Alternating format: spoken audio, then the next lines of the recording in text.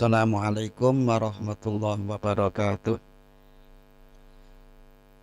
Iki dipeksa kan sanjang ngapunten. Jemaah para kiai yang kami muliakan, terkhusus Al Mukarram Dr. Kiai Haji Profesor Dr. Kiai Haji Hamami Zada, salah satu staf khusus Wakil Presiden. Beliau juga kuliah di Perancis, beasiswa S2 ya, ini luar biasa. Belum terlalu sepuh, sudah masuk di jajaran pengurus besar Pak Surya, pengurus besar Nahdlatul Ulama. Tentu karena keilmuan yang sangat luar biasa. Seluruh para kiai yang kami muliakan, kedik mawon ini tentu dipeksa nih. Nahdlatul Ulama sebuah jamiah yang juga sering disebut sebagai jamiah sosial keagamaan. Sosial itu istimaiyah, yang bisa berkumpul, yang bisa mengayomi, yang bisa mengajak, yang bisa merangkul. Maka sering kita sebut orang yang punya sosial tinggi, orang yang sering datang ke mana-mana, sering membantu, sering memperhatikan. Sering kita sebut orang itu mempunyai sosial yang tinggi. Karena Nahdlatul Ulama jamiah sosial keagamaan, maka yang dianut Nahdlatul Ulama dalam merumuskan aswajanya ini mengikuti akidah Asy'ariyah dan juga Al-Maturidiyah. Kemudian tasawufnya Syekh Junaidi Al-Baghdadi dan Syekh Imam Al-Ghazali. Secara fikih memang yang dipegang madhab satu, tapi yang bisa untuk sebagai solusi adalah 4 madhab. Kenapa penting pakai 4 madhab sebagai jamiah sosial keagamaan? Ada peristiwa-peristiwa yang tidak mungkin bisa dihindari lagi dan tidak bisa hanya memakai satu madhab. Contoh, panjenengan semua kalau zakat fitrah pakai apa? Beras. Ada yang pakai uang? Ada. Kalau kita bermadhab Syafi'i, jelas zakat fitrah pakai uang hukumnya tidak sah. Tapi ini sudah berlaku. Pelakunya adalah banyak juga orang Nahdliyin. Kalau dilarang dan dinyatakan tidak sah, sangat keberatan. Bahkan larangan itu yakin tidak digubris. Maka kemudian perlu dicarikan solusi dari 4 madhab.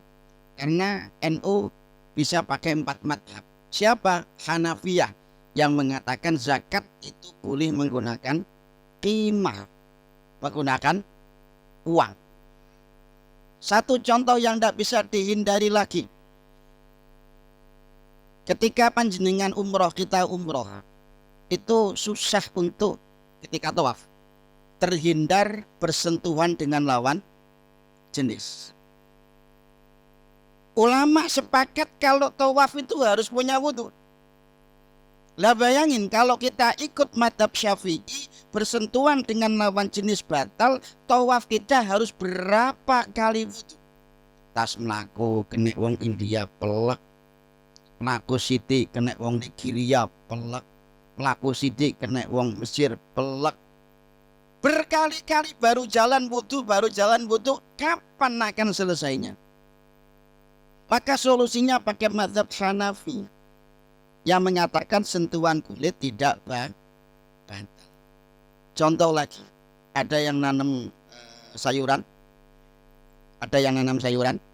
pupuknya dari mana? Tai kambing, sebagian pakai tai ayam. Kira-kira tai kambing, tai ayam miturut yang kita pahami najis napa mboten? Najis. Miturut ulama Syafi'i, kira-kira menjual barang najis sah napa mboten? Tidak sah. Ini kalau kemudian nggak dicariin solusi, ya orang bingung mau nanam cabai, mau nanam sayuran, ya bingung. Kenapa? Karena harus beli pupuk. Lah pupuk kalau dibeli, Syafiyah mengatakan ini jual beli barang najis. Karena barang najis maka hukumnya tidak sah, hasilnya juga haram. Loh kasihan. Perlu solusi lain apa? Mazhab Hanafi yang mengatakan yang penting muntafaan, yang bermanfaat. Nah pupuk termasuk bermanfaat. Maka pakai mazhab itu. Sehingga kalau ini nggak gampang-gampang sidik. Haram, riba dan seterusnya. Kawan kita kan karena kopinya kurang kental. Iya. Riba. Ayo kita hijrah dari riba dan seterusnya. Padahal ulama Syafi'i jelas bunga bahasanya. Bunga bank selama tidak diakati visul bil akti, di dalam akad nggak disampaikan, Pak saya nabung dan juga saya minta bunganya tiap bulan sekian, nggak dibilang begitu, Syafi'iyah halalan thayyiban. Iya, mereka ndak haram karena ada bunganya. Nah bunga itu menurut Syafi'iyah yang diharam kalau diikati. Kita ketika ngebankkan utang di bank ndak pernah kita akad dengan bunganya, ndak pernah. Soal kemudian ada bunganya konsekuensi dari utang, tapi kita pernah mengakati bunganya ndak pernah. Maka Syafi'iyah mengatakan itu bank sudah sangat syar'i sekali. Bank konvensional itu sangat syar'i. Kami pernah membahas di Banjarmasin dulu. Bank syar'i itu malah kadang nggak pakai syar'i. Kenapa? Ada praktek apa itu murabahah, kemudian ada praktek syirkah dan seterusnya. Namun itu syaratnya duit kita harus tahu ini digunakan untuk apa. Nanti bati apa tidak. Itu dikit begitu semua. 4 mazhab. Lah, kalau kita pakai bank mana mungkin kita tahu duit kita khusus ke sawit, duitnya si B khusus ke dealer motor, duitnya si C khusus ke aspal, kan tidak. Kadang-kadang bank syariah itu kayaknya nggak pada syariah juga. Karena disyariahkan susah. Kalau pakai konsep murabahah, qirot, syirkah, ya dulu kami paling ngengel ya. Ketika bahasa Masail di Kalimantan, alhamdulillah rumusan kita diterima. Ada dokter Ibnu dan seterusnya, atau siapa dokter atau Syafi'i dan seterusnya. Mereka hanya berpendapat ini sudah keputusan ulama internasional. Internasional terus, kita bilang cuma interlokal. Pun sehingga kehadiran NU Nahdlatul Ulama sebagai organisasi sosial keagamaan dengan 4 madhab ini bisa mengayomi merangkul seluruh nahdlatul. Artinya segala permasalahan yang muncul bisa dipecahkan dengan pendapat ulama-ulama. Dan memang kita sendiri kan namanya insan. Insan itu katanya dari bahasa Anisa, yakni insan. Anis itu artinya apa? Aring. Manusia itu memang makhluk sosial. Sebab manusia harus aring dan bisa mengaring. Harus bisa mengayomi orang lain. Harus bisa anisan, bisa membahagiakan orang lain. Sesuai dengan namanya, kita adalah makhluk sosial. Kadang juga disebut dengan kata basyar. Basyar itu fabashir, menggembirakan. Makanya kadang kalau di pondok itu tanggal 10 ada namanya bisyarah. Nah, bisyarah itu apa ya? Ya bisyarah. Kenapa ya? Ya disebut dengan sesuatu yang berarti manusia itu harus membahagiakan. Berarti ya memang makhluk sosial, kita harus bisa membahagiakan orang lain. Ada bisyarah, ada mubasyarah. Mubasyarah itu berarti saling bertemu juga. Ada kata yang kita disebut nas, dari kata nawas. Itu artinya bingung. Ya manusia kadang-kadang juga bingung, perlu untuk dibahagiakan oleh orang lain. Jadi dari namanya saja memang kita ini adalah makhluk sosial, makhluk yang bisa mengayomi, merangkul, mengajak dan seterusnya. Bahkan mengajaknya manusia, mengayominya manusia, merahmatinya manusia, ini tidak hanya kepada sesama makhluk manusia. Kalau ada sebuah hadis, rahmatilah makhluk-makhluk yang di bumi, maka kau akan dirahmati makhluk yang ada di langit. Dan banyak kenyataan dalam sejarah. Panjenengan kalau buka kitab Usfuriyah itu nanti manuk emprit. Masih awal itu ngasih. seorang sahabat sekelas Sayyidina Umar. Sayyidina Umar. Niki ternyata di situ. Kita kenal beliau orang yang luar biasa, cinta dengan Nabi luar biasa. Tapi dalam kitab Usfuriyah, ini masih awal kitab kalau nggak salah, di bab awal masih. Beliau ini mendapatkan pengampunan dari Allah bukan karena jihadnya, bukan karena cintanya luar biasa kepada Nabi, tapi gara-gara beliau ini pernah yamur jalan-jalan fisikakil Madinah, di jalan-jalan Madinah. Kemudian bertemu dengan Sobiyun yal'abu al-usfur, bertemu dengan anak kecil yang sedang bermain burung emprit. Fastarahu, Sayyidina Umar membeli burung itu. Fa'ataqah, kemudian dilepaskan. Karena apa? Ngesakni kepada burung emprit. Loh, gara-gara Sayyidina Umar ngesakni pada burung emprit, ketika beliau dalam kubur, ulama mimpi, malaikat-malaikat datang mau nanya beliau, di-stop oleh hatif. Hatif itu suara tanpa rupa. Telepon itu juga disebut dengan hatif. Kentut itu juga hatif, karena suara tanpa rupa. Ada suara tanpa rupa, malaikat, kamu tidak usah nanya dia, seluruhnya sudah ku ampuni, karena dia merahmati makhlukku, yaitu burung emprit. Maka dia mendapat rahmatku fil uqbah, di akhirat. Gara-gara burung emprit, mengasihi burung emprit, jadi gak hanya kepada manusia ternyata sosial itu, kepada burung aja. Sayyidina Umar akhirnya mendapat pengampunan. Satu lagi contoh, Imam Ghazali, kalau panjang bukan dalam kitab Nasaihul Ibad, itu mendapat pengampunan dari Allah bukan karena kitab Ihya-nya luar biasa, bukan karena uzlahnya lebih dari 10 tahun, gara-gara dzubabun. Apa? Gara-gara dzubab. Dzubab itu apa? Laler. Ada laler niku menclok fi midati kolamik, menclok di mangsinya beliau, di tasroba, untuk minum. Akhirnya beliau meninggalkan laler itu, dibiarkan. Supaya apa? Akhudahattuha, supaya laler itu mengambil minum dari mangsi itu. Ya Allah, suatu hari Imam Ghazali bermimpi suruh menghadap di depan Tuhan. Ditanya oleh Allah, "Loh, kamu kok berani untuk sowan kepadaku? Amal apa yang kamu berikan? Amal apa yang kamu andalkan?" Imam Ghazali ceritain itu cerita panjang. Lam akbilha, amal-amal itu enggak saya terima. Terus akhirnya bertanya, dengan apa panjenengan menerima saya ya Allah? Allah kemudian menyampaikan, aman panjenengan tinggal itu Nasaihul Ibad, suatu hari sampean memberi minum kepada Dzubabah, memberi minum kepada lalat. Karena engkau telah memberi minum kepada makhlukku, mengasihi makhlukku, maka engkau kukasihi seluruh dosamu, saya ampuni. Mendapat pengampunan gara-gara.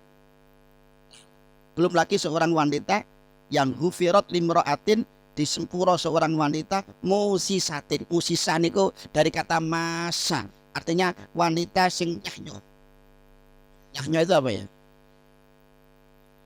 Apa ya? Nyahnyo itu ya ikhlas lah.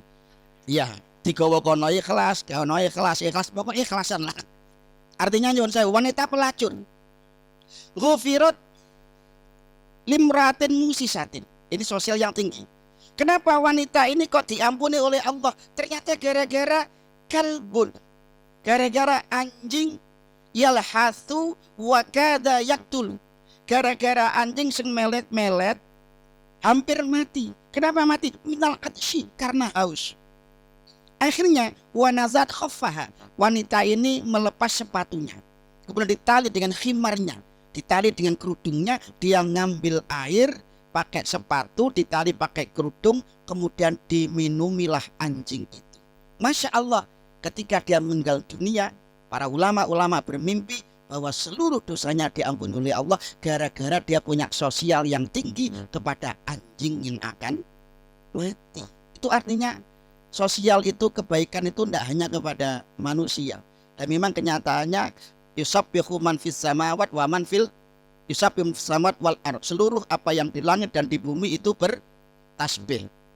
Kullun qad alima sholatahu wa tasbihahu. Masing-masing ada caranya. Maka kalau saya dulu di terakhir menjadi manusia, kata guru saya, kamu jangan pernah beranggapan kamu dibutuhkan orang. Dimanapun nanti kamu berada, kapanpun dan di organisasi apapun kamu nanti ikut. Semisal, kata guru saya dulu, nanti kamu punya murid, jangan pernah berpikir kamu dibutuhkan murid. Sebagai seorang manusia butuh amal baik, kata beliau. Berarti bukan kamu yang dibutuhkan murid, tapi kamu yang butuh murid. Kenapa? Kata guru saya, kamu punya ilmu. Ilmumu perlu dikasih sama orang lain. Kalau kamu tidak punya murid, setidaknya ilmumu hanya kau pakai sendiri. Maka jariyahnya nggak akan ada setelah kamu nanti mati. Katanya begitu. Kamu punya murid, kamu juga perlu sholat jamaah, kata guru saya. Ketika nanti murid-muridmu berjamaah, semakin banyak, maka jamaahmu akan semakin afdol karena banyak jamaahnya. Berarti bukan kamu yang butuh kepada, bukan mereka butuh kepada kamu, tapi kamu adalah butuh kepada mereka. Kita butuh menjadi orang yang baik. Maka kepada siapapun kita memberi, pasti kita akan mendapat kebaikan. Karena kita butuh orang untuk berbuat baik, jangan pernah kita berharap mendapat imbalan dari mereka. Karena cukup kita mendapat imbalan yang baik. Kita butuh NU, bukan NU yang butuh kita. Kenapa? Karena kita butuh kumpul dengan orang-orang yang baik. Ternyata di NU itu tempatnya kumpul orang yang baik.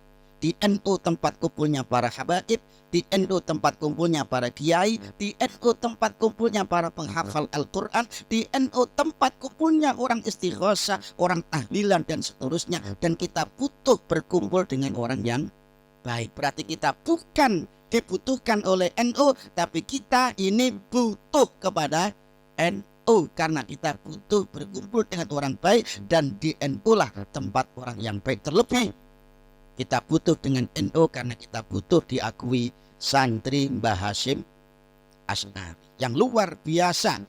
Ulama yang hafal 6 kitab hadis, ulama yang dijuluki Hadratus Syekh pada zamannya itu. Padahal saat itu banyak ulama-ulama hebat, ada Mbah Yangtul Karim dan seterusnya, mengakui kealiman, ketakwaan, ke seluruhnya Maha Guru Hadratus Syekh.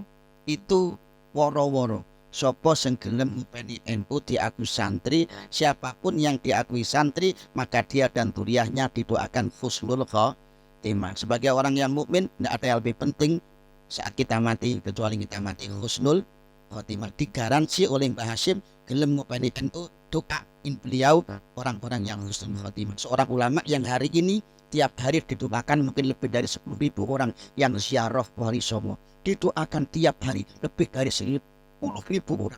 Kalau punya dosa mungkin dosanya sudah habis. Itu menggaransi kita gelem ngopeni NU, didoakan husnul khotimah. Itu yang saya sampaikan. Mohon maaf mungkin terlalu panjang. Waktu kami kembalikan kepada moderator. Ihdinas siratal mustaqim wa minkum. Assalamualaikum warahmatullahi wabarakatuh.